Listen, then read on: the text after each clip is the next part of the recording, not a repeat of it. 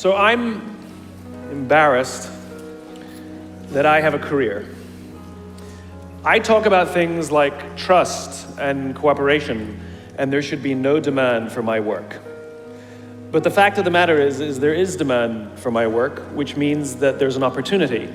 It means that trust and cooperation are not yet standard in our organizations, and yet they should be, and we know that, which is why we're looking for ways to bring those things to our organizations. So I thought I would do something a little different today. You know, when you're speaking to tens of thousands of people and you have the opportunity to share a message, of course, most rational people would say, let's go with something I've talked about lots of times and I'm really good at, but I'm not normal, so I'm gonna do something completely new, and I hope this works out. There are two things that I think that great leaders need to have: empathy and perspective. And I think these things are very often forgotten. Leaders are so often so concerned about their status or their position in an organization, they actually forget their real job. And the real job of a leader is not about being in charge, it's about taking care of those in our charge. And I don't think people realize this, and I don't think people train for this. When we're junior, our only responsibility is to be good at our jobs. That's all we really have to do. And some people actually go get advanced educations so that they can be really good at their jobs, accountants or whatever, right? And you show up and you work hard, and the company will give us tons and tons of training how to do our jobs. They'll show us how to use the software, they'll send us away for a few days to get trained in whatever it is that we're doing for the company. And then they expect us to go be good at our jobs. And that's what we do, we work very hard. And if you're good at your job, they'll promote you. And at some point, you'll get promoted to a position where we're now responsible for the people who do the job we used to do, but nobody shows us how to do that. And that's why we get managers and not leaders. Because the reason our managers are micromanaging us is because they actually do know how to do the job better than us. That's what got them promoted. Really what we have to do is go through a transition. Some people make it quickly, some people make it slowly, and unfortunately some people will never make that transition at all. Which is we have to go through this transition of being responsible for the job and then turning into somebody who's now responsible for the people who are responsible for the job. And as I said before, one of the great things that is lacking in most of our companies is that they are not teaching us how to lead. And leadership is a skill like any other. It is a practicable, learnable skill. And it is something that you work on. It's like a muscle. If you practice it all the days, you will get good at it and you will become a strong leader. If you stop practicing, you will become a weak leader. Like parenting, everyone has the capacity to be a parent. Doesn't mean everybody wants to be a parent, and doesn't mean everybody should be a parent. Leadership is the same. We all have the capacity to be a leader. Doesn't mean everybody should be a leader, and it doesn't mean everybody wants to be a leader. And the reason is because it comes at great personal sacrifice. Remember, you're not in charge, you're responsible for those in your charge.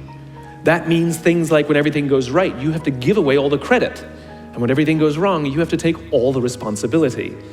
That sucks, right? It's things like staying late to show somebody what to do. It's things like when something does actually break, when something goes wrong, instead of yelling and screaming and taking over, you say, try again. When the overwhelming pressures are not on them, the overwhelming pressures are on us. At the end of the day, great leaders are not responsible for the job. They're responsible for the people who are responsible for the job. They're not even responsible for the results. I love talking to CEOs and say, what's your priority? And they put their hands on their hips all proudly and say, my priority is my customer. I'm like, really? You haven't talked to a customer in 15 years. There's no CEO on the planet responsible for the customer. They're just not.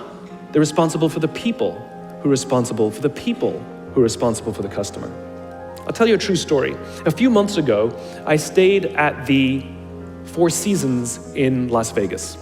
It is a wonderful hotel. And the reason it's a wonderful hotel is not because of the fancy beds. Any hotel can go and buy a fancy bed.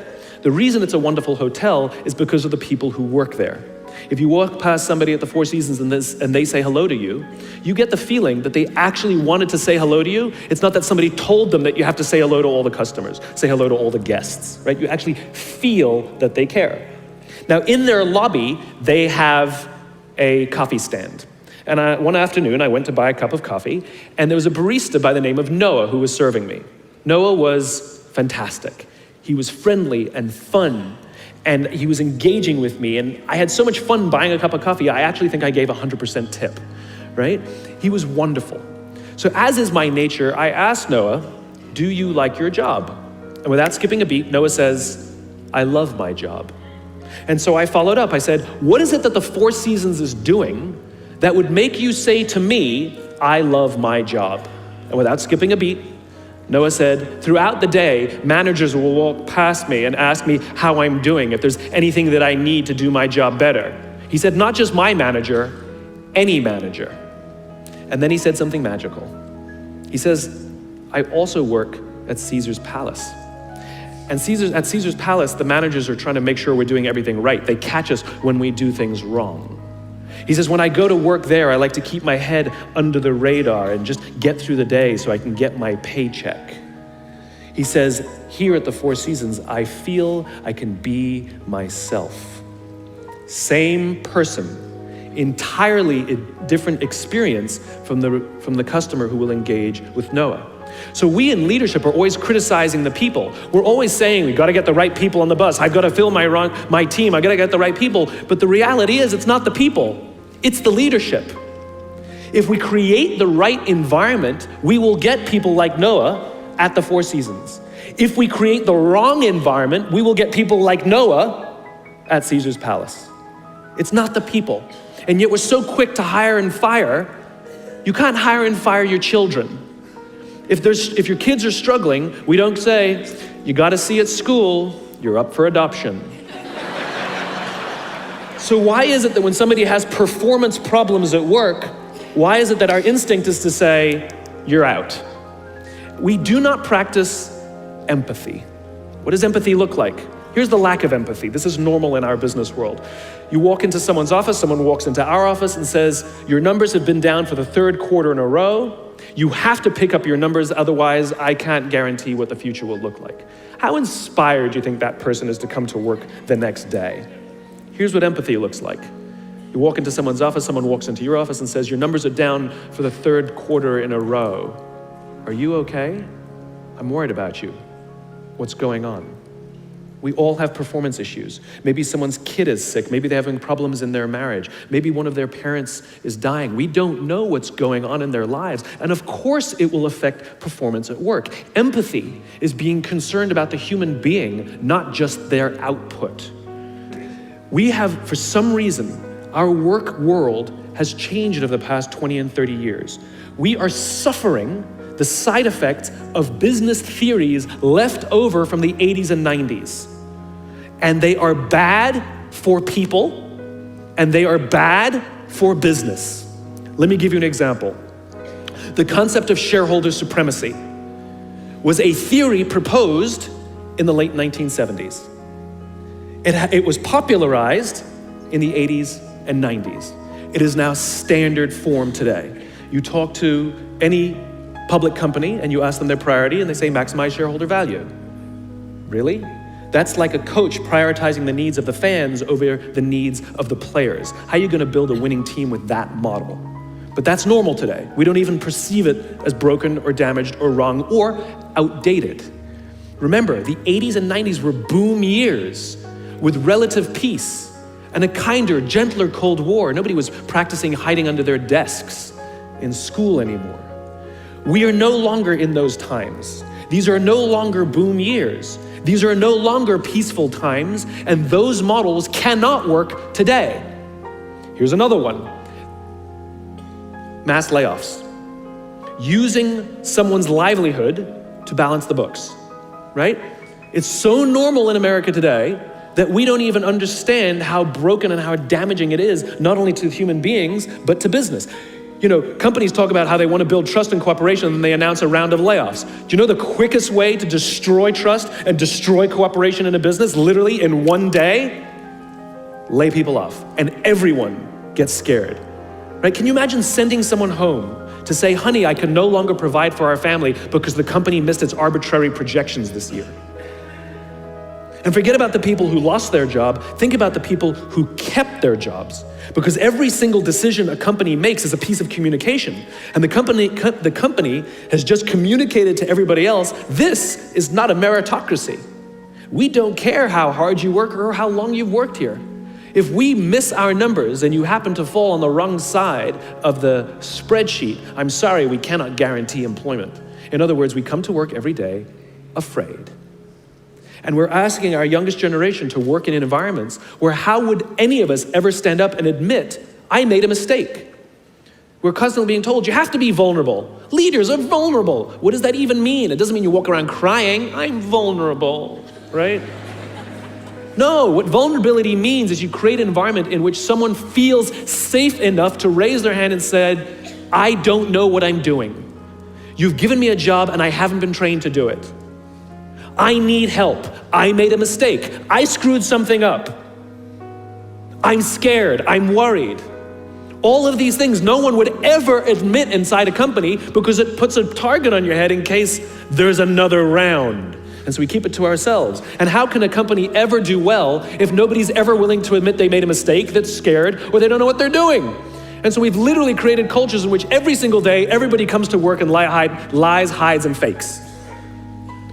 And we're asking our youngest generation to work and succeed and find themselves and build their confidence and overcome their addiction to technology and build strong relationships at work. We're asking them to do this, and these are the environments we've created. We keep saying to them, you're the future leaders. We're the leaders now. We're in control. What are we doing? This is what empathy means. It means if there's an entire generation struggling, maybe it's not them. It's like, you know, the only thing that the common factor in all my failed relationships? Me. Same thing. Well, we just can't get the right performance out of our people. Maybe it's you, right? It's not a generation. It's not them. They're not difficult or hard to understand. They're human beings like the rest of us, trying to find their way, trying to work in a place where they feel that someone cares about them as a human being. By the way, that's what we all want. In other words, it's not even generational. It's all of us. This is the practice of empathy, that if we're struggling to communicate to someone, if we're struggling to help someone be at their natural best, I'm tired of people saying to me, how do I get the best out of my people? Really, that's what you want? They're like a towel, you just wring them. How can I get the most out of them? No, how do I help my people be at their natural best? Right? We're not asking these questions. We are not practicing empathy. We have to start by practicing empathy and relate to what they may be going through. And it will profoundly change the decisions we make. It will profoundly change the way we see the world. Someone's driving to work. You're driving to work. And someone wants to cut into your lane. What do? Do you pull your car up or do you let them in? Most of us pull our cars up and go like this. You wait your turn.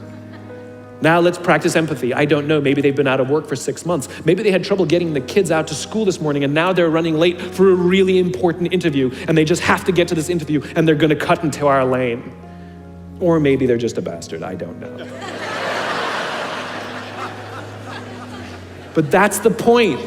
We don't know. We don't know. And the practice of empathy will say, I'll let them in and I'll arrive to work 1 car length late. Right? We don't always have to be right. We don't always have to be in charge. We don't always have to be the one who succeeds. It's not about winning or losing. Thank you for watching this video. Don't forget to like and subscribe our channel. I upload similar videos every week. Subscribe help us to make continued videos like this.